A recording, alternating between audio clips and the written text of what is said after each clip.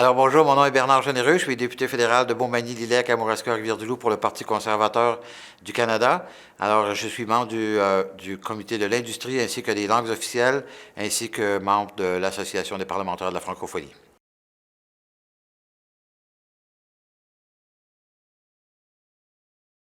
Alors je me suis porté candidat aux élections de 2009, la première fois, puisque j'avais été maire de la Pocatière de 2005 à 2009. Et j'ai décidé, il y a eu une opportunité qui s'est présentée dans une élection partielle. Alors, je me suis présenté et j'ai gagné par 1000 quelques cent voix. Là.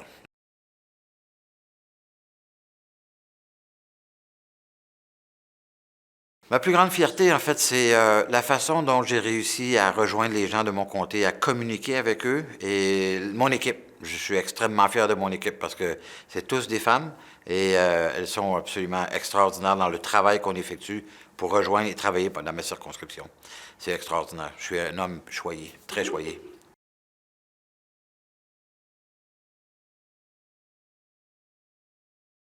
Qu'est-ce qui me motive? Oh my goodness. Qu'est-ce qui me motive à rendre au travail tous les jours? C'est le besoin, le devoir de servir. C'est pour ça, d'ailleurs, que nous sommes élus, c'est de servir. C'est un privilège extraordinaire d'être nommé parmi 338 personnes au Canada pour représenter les 38 millions d'individus que nous sommes au Canada. C'est un privilège absolument incroyable et c'est ce qui m'allume à tous les jours pour aller servir les gens que je représente. Et je le fais depuis 8 ans et demi avec je pense, une grande ouverture envers tous les gens que je représente pour être le meilleur de moi-même avec mon équipe, encore une fois.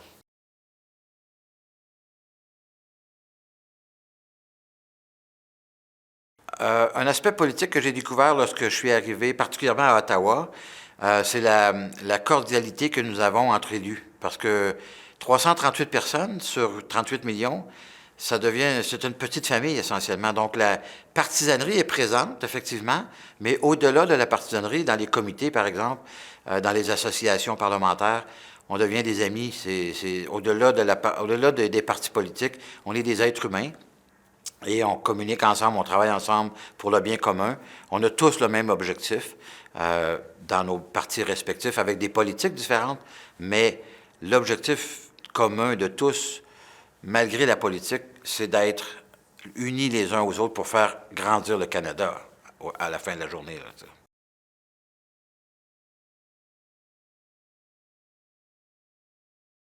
en fait, le travail à Ottawa se fait de travail transpartisan dans la mesure où, dans les comités, on a encore une fois, des buts communs de faire avancer des projets. Par exemple, aux langues officielles actuellement, et ça fait plusieurs années, le gouvernement a introduit la loi C11, qui est devenue la loi C13 maintenant, sur laquelle on travaille pour faire avancer les langues officielles au Canada.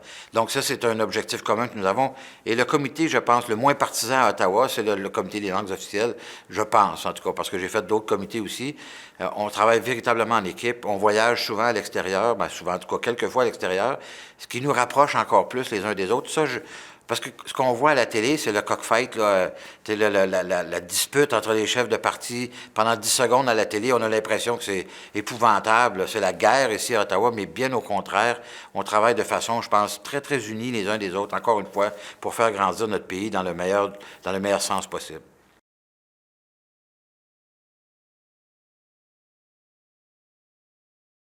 Le plus grand défi de la démocratie, c'est de s'assurer que les gens iront voter. Puis bon, de façon générationnelle, il y a eu des hauts et des bas.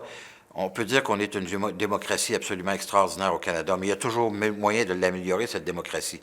Et une des façons, c'est d'accepter autrui. Donc, évidemment, on sait que beaucoup d'immigrants qui rentrent au Canada, donc dans ma région, j'en ai presque pas d'immigrants, c'est très, très rare. Enfin, il y en a quelques-uns, bien sûr, mais pas comme dans les grandes villes.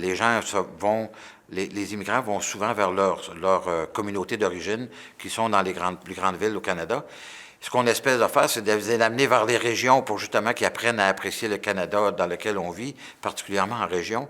Mais je pense qu'on doit faire plus pour intégrer ces gens-là de façon plus généreuse encore. Pas généreuse en termes d'argent, mais en termes de réceptivité de notre part envers eux autres. Donc, c'est une façon dont on peut améliorer la démocratie au Canada, améliorer notre pays encore plus, parce qu'on le sait. Bon, ma réponse est longue, là, mais on le sait inévitablement, on ne fait pas assez d'enfants par rapport Si on veut continuer à grandir comme pays, ça nous prend de l'immigration. Donc, il faut être en mesure d'intégrer ces gens-là de façon intelligente, puis dans des délais intelligents aussi, ce qui n'est pas le cas actuellement.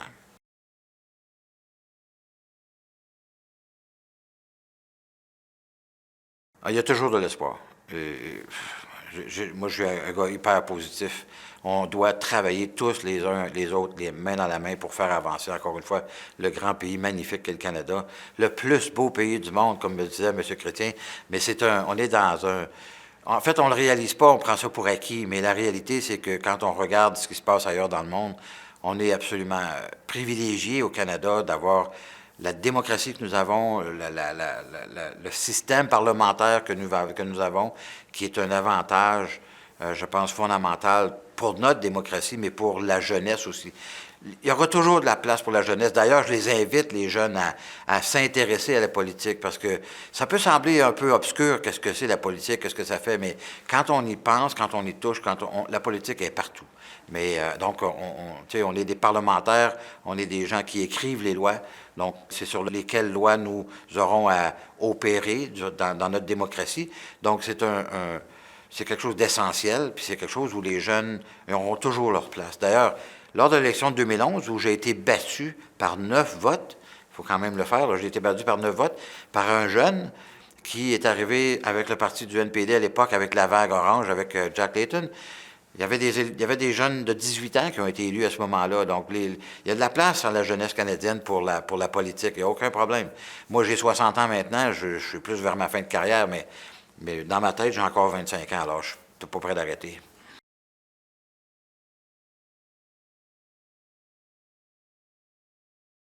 À mon vous de moi, quel conseil je me donnerais à 16 ans? En fait, continue.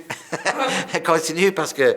Puis là, ça, c'est un message que je veux passer aux jeunes. L'avenir est positif. Il faut regarder en avant avec les yeux grands ouverts. Les opportunités sont absolument extraordinaires. Il faut voir ce que le Canada... On est un pays tellement de richesses, autant humaines que naturelles. On a des possibilités absolument incroyables. Moi, j'ai travaillé très, très fort dans ma vie.